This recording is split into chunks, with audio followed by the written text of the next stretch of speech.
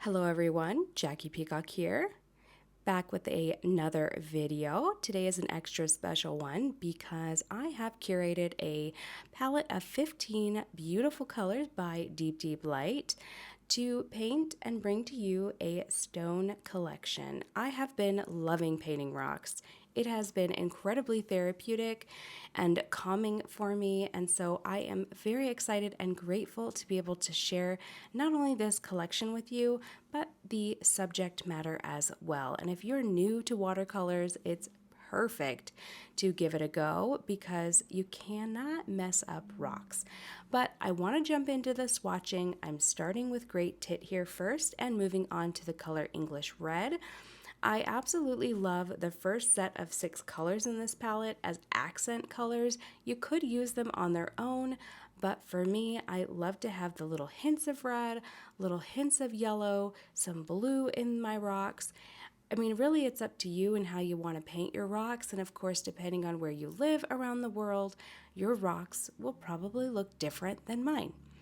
Now I'm going for more of the river rock idea and painting more of those colors as far as being inspired. Next up is the color river. Of course, I had to incorporate the color river in here because, of course, it's the name river, but also it's a beautiful shade for a rock. It's coming out a little bit greener on here, but it is quite blue with an undertone of more of those greens. It's gorgeous, highly recommend it. Next up is the color mint. It might be a funny color to use in your rocks, but because it has those green hues in it, I find that it's perfect. Just a pop of this really brings out some fun colors in your rocks. And next up is butterfly. These two colors, they're really special. They're really light. They're definitely more of those muted colors, but again, highly recommend it. And to go with the butterfly is the color rhubarb. This is, of course, perfect for those fall colors, but I really love it for rocks. Now, next up is a fun and special color called Prickly Pear.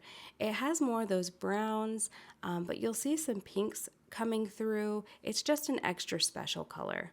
Honestly, most of the colors are special with DeepDeepLight, but there are some that are even more special because of how they separate colors, how other hues of different shades come through.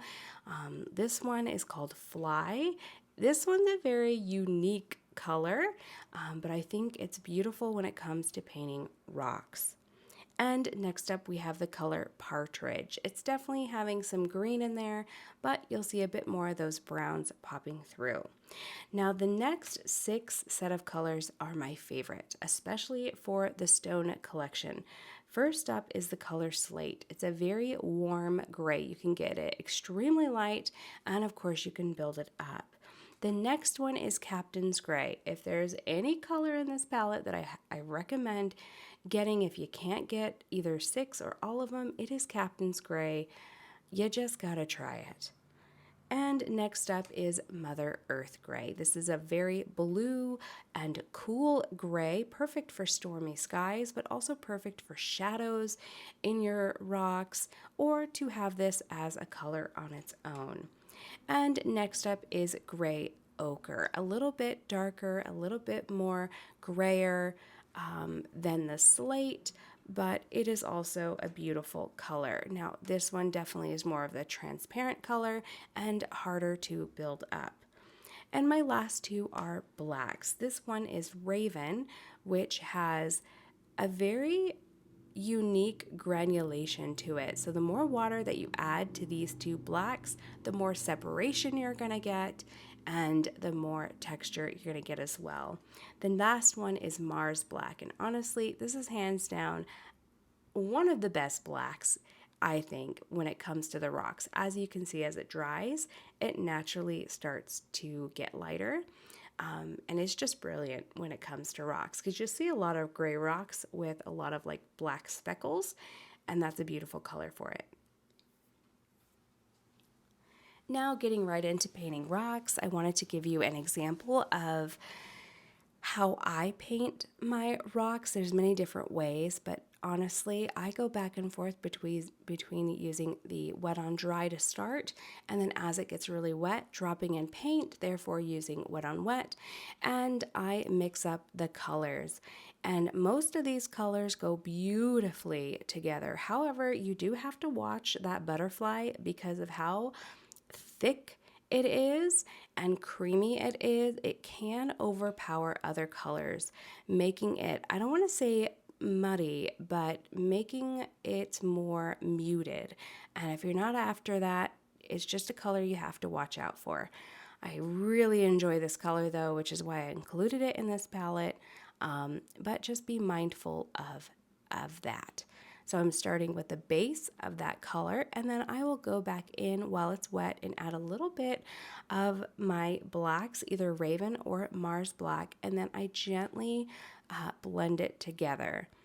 So there's many different ways, of course, that you can incorporate texture, but I love starting my rocks this way, and then once they're dry, going back in and either doing some dry brushing or misting my paper to make the paint separate. There's so many different ways. I love adding in little lines and cracks in rocks. You'll find that as well, but you'll see as I'm doing here.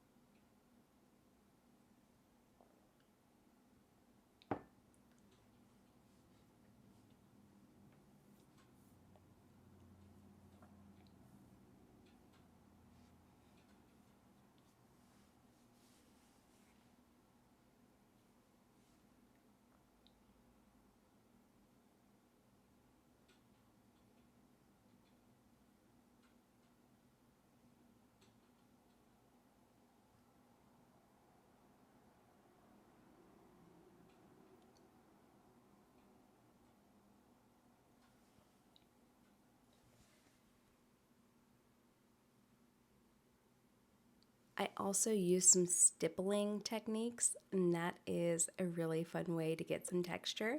And you can do that while the rock is already wet, and of course, you can do it when it's dry.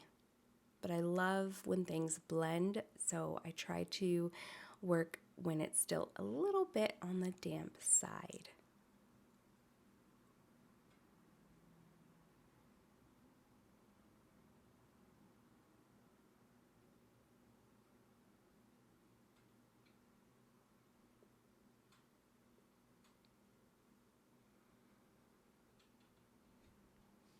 And of course, the link to this collection will be in the description below.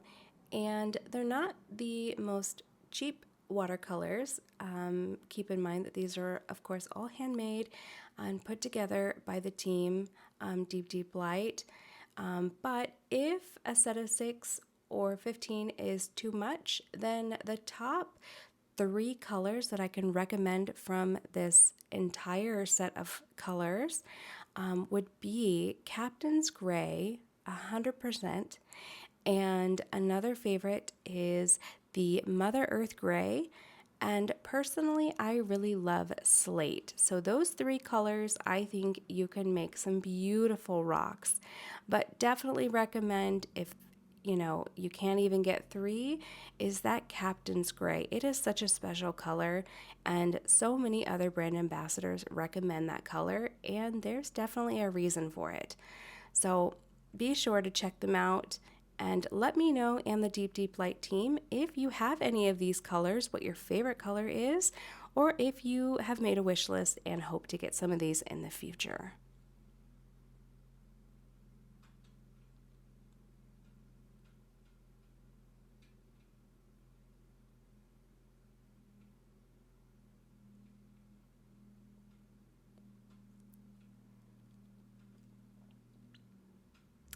And as with all watercolors, they always tend to dry lighter on the paper. So if you want to go back in and add a little bit more depth, shadows, texture, whatever, you definitely can do that. And typically I always go back in and add a little bit more because I am a huge fan of contrast and adding my darkest of darks and keeping the lightest of lights. I love that contrasting balance, especially in my watercolor work.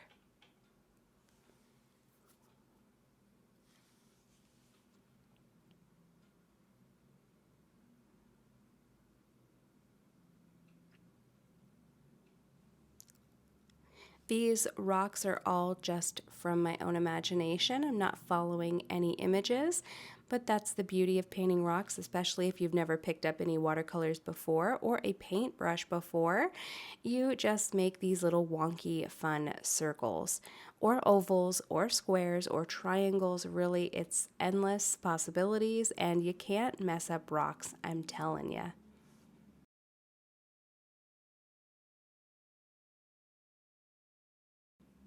And a little bit of splattering to tie it off. Why not?